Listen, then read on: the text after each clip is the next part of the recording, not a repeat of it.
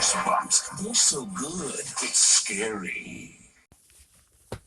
Hello, Goosebumps fans. I'm upset. It's like, yeah, and people were like, why are you upset? And I'm like, I'm upset about one book.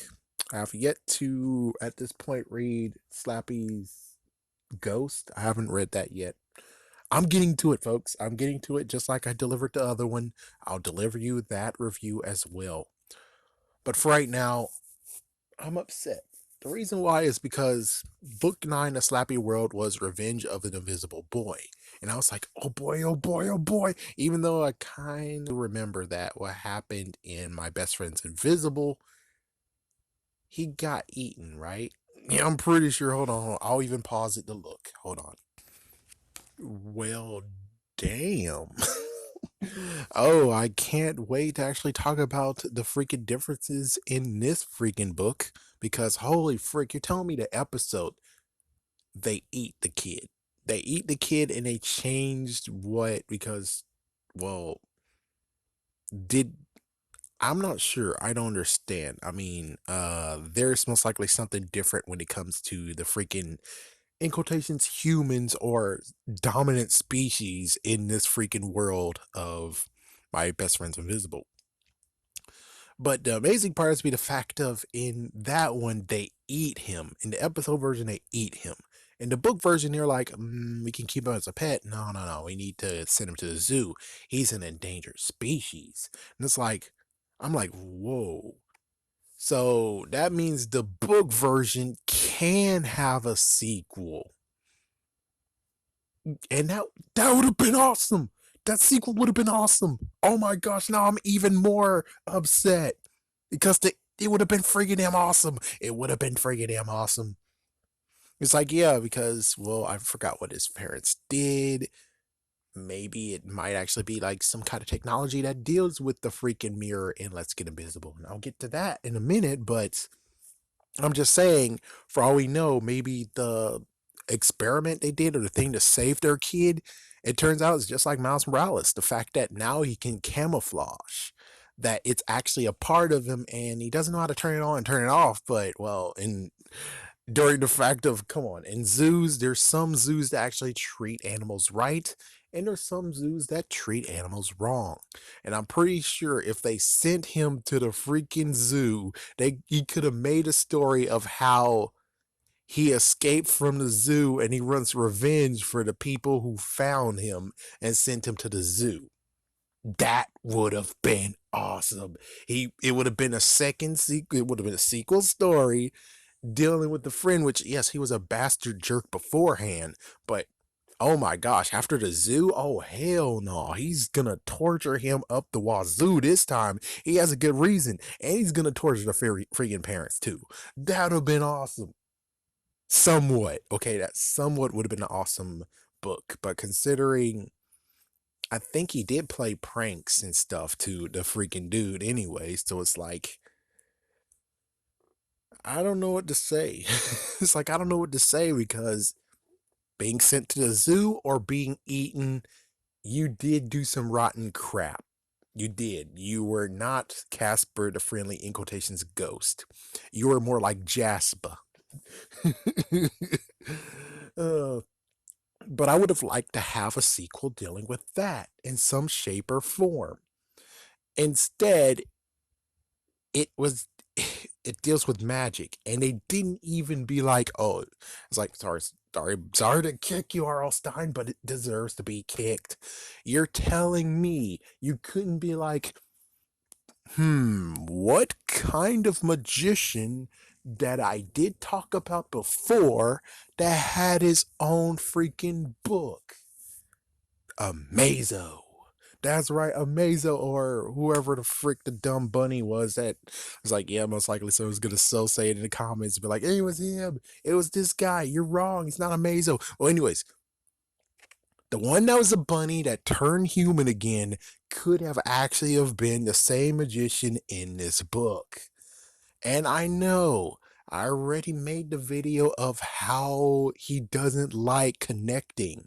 He doesn't like connecting at all, but it would be easy. For me, I think it's pretty easy being like, didn't I actually make magicians before? And then I might actually look into it. It's like, so let's see how many magicians and sorcerers I made beforehand. And he might look because the easiest one he's able to grab is actually I'm Slappy's evil twin. He looks at that one and be like, oh, it's 1920. Okay, yeah, you can't do that one because 1920, and it's like, I guess he could, but that's gonna be a lot of story where it's like it would be cool that Slappy would no, Slappy couldn't remember him because Slappy would not know who that sorcerer is. He won't know that magician is. So that means that he can't even tell the viewer that he did that.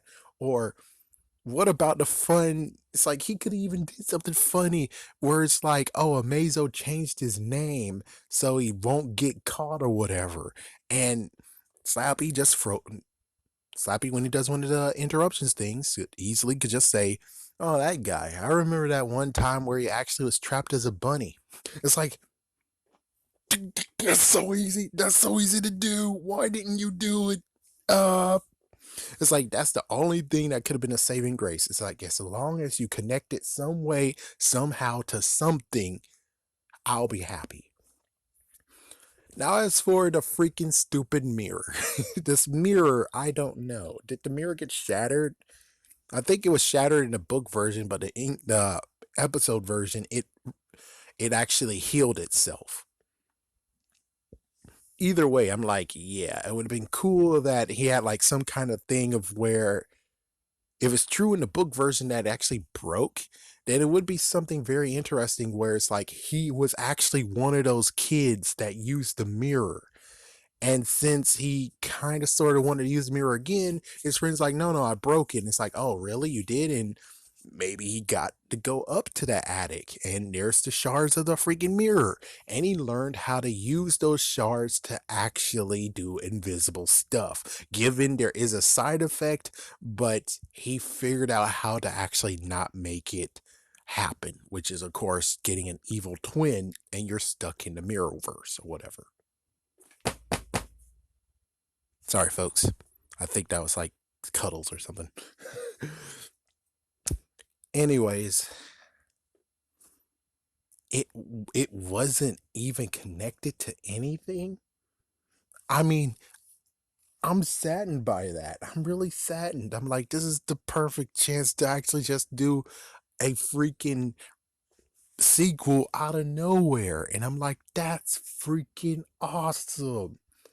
But apparently, the only ones that actually survived the sequeldom is Slappy, of course.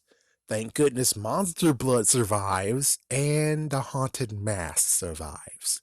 Those are, oh yeah, and of course, Deep Trouble, which technically they got a face change, so now it's Creep of the Deep. So every single sequel after that will be of the Deep. Mm, that kind of sucks. But the thing is that, oh yeah, and Horrorland, but Horrorland I think will never actually get to have another sequel ever again. So but even so, it's like, yeah, but notice the fact that the ones that actually get sequels, and yes, I know the Mummy got a sequel somewhat. Yeah, he somewhat got a sequel. And I kind of do want to actually look into that one. I will actually look into that one. But, oh man, though. This book saddens me. It really does. This book actually saddens me. I'm like, so no invisible boy from a previous book. That's not fair. It's like he got to be in the movie. That's awesome, but I would at least like to have something extra come out of it, especially you actually put in the movie and you allow them to do it. And I'm like, why not? Why not figure out some way to make a sequel out of that? Why not? Even if you actually do the jump and basically, like, for instance, yes, he could go to the zoo and everything and he's angry and stuff, but the other hand is that he could have just easily ran away or something, or a year later, and you don't have any excuse, and he goes next to another kid and he actually figured out how to become invisible again, and now he's torturing another kid. I'm fine with that. I'm fine with that. I really am. I'm truly fine with that. So yeah, I'm fine with that part of where they just, it's like, yeah, he always does cliffhangers, and then the next when he doesn't actually explain it. So I'm pretty sure that works too. Where it's like, yeah, he's not at the zoo, he's just somewhere else now. He actually ran away or some kind of crap. We have to piece it together, but at least he can do a sequel. And it would be kind of funny where he actually goes to magicians and messes with them. That would be kind of cool too. That would have been a cool one. That would have been a cool aspect of where you have this little magician boy, and well, lo and behold, he makes a freaking invisible friend, and now he's able to do some magic tricks of where he's like, I'm levitating stuff. And sometimes the guy just wants to make fun of him, where it's like, I'm levitating the ball, and the ball goes right inside the freaking damn magician boy's head. Funny. Messed up, but funny. It's like, yeah, he just decides to just be a jerk to him, and it's kind of funny. And then maybe he could actually do some messed up crap of where, like, the freaking principal has a toupee or something. Oh, look, the toupee is floating off his head. Oh, stop it right now.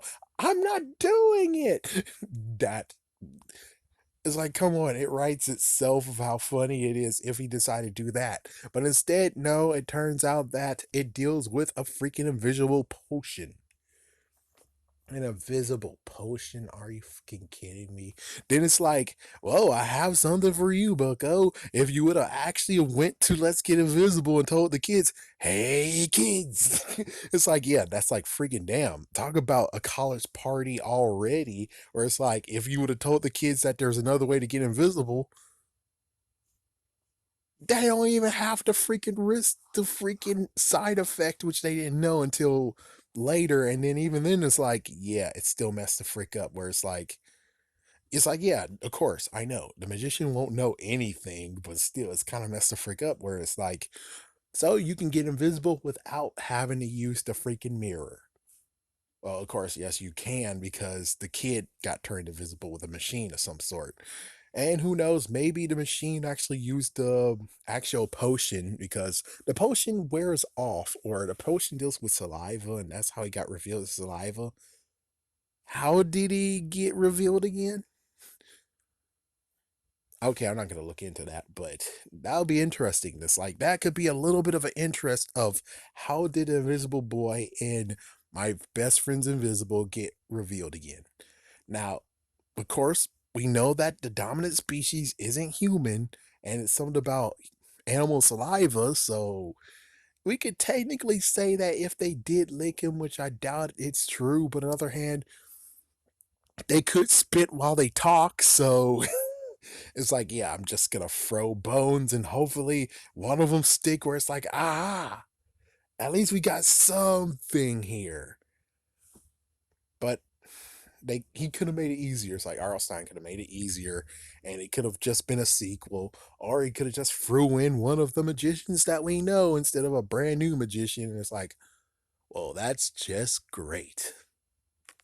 Have a scary day. Have a scary night.